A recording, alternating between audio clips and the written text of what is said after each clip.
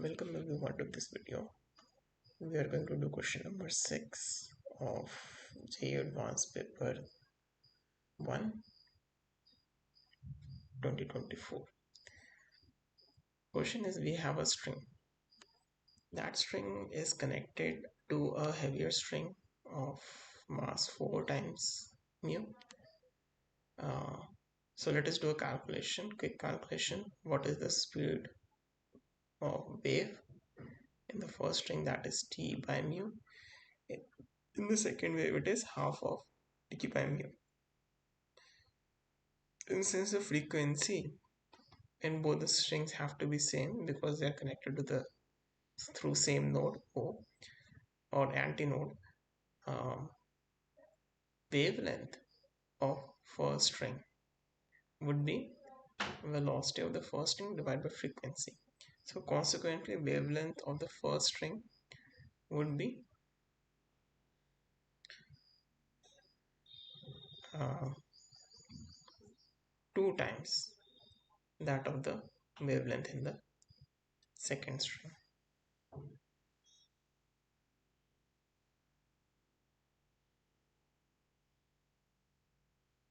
So this is because velocity in the first string is 2 times, the wavelength would also be 2 times.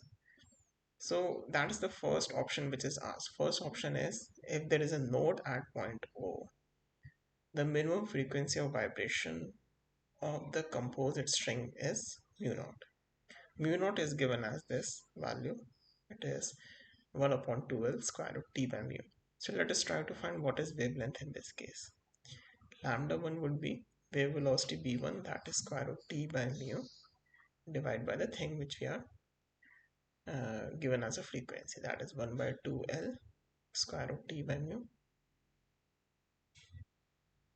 So this is simply 2L.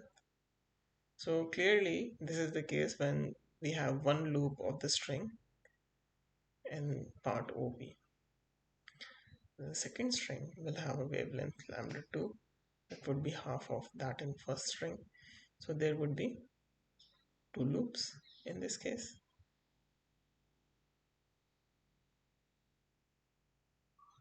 Or we will have two wavelengths, two complete wavelengths we'll have. So two complete wavelengths means four loops. We'll have one, two, two loops, one, two, two loops. So we'll have to compress these two wavelengths in the length OQ, because that is what lambda 2 equal to L requires us. So this is the second case. This is the first case that composite string has a frequency V0. So this is possible that there is a node at O and there is one loop at in the first part of the string and four loops in the second part of the string. So this is the minimum frequency. If we decrease the frequency even further, the wavelength will decrease even further. So we won't be able to form a, or wavelength would uh, increase actually, because wave velocity is same. So decreasing the frequency would increase the wavelength. Increasing the wavelength would require more length of the string, which we don't have. So that means it is not possible for the frequency to go down much lower. So there is a minimum possible frequency and there is a node.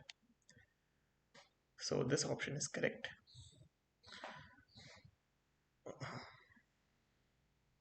Now, what about an antinode? If there is an antinode at O, the minimum frequency of vibration is 2 mu naught. So let us do that. So wavelength in that case, lambda 1 would be square root T by mu and 1 upon L square root T by mu dividing. So this is lambda L. So lambda is L in this case, so that means that uh, we'll have an antinode. We'd have to form an antinode at point O.